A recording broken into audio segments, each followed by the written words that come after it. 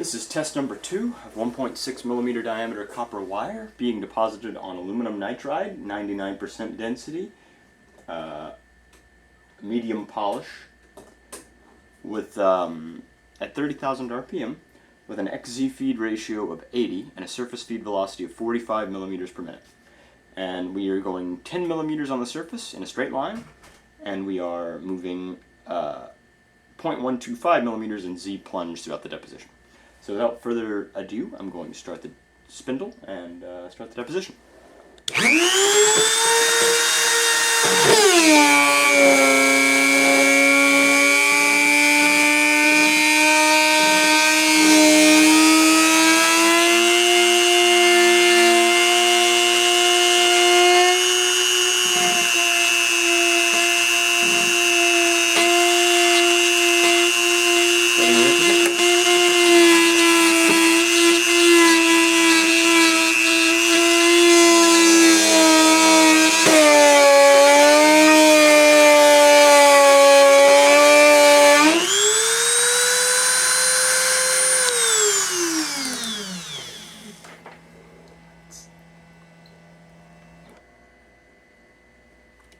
It's pretty good, actually. Okay, cool.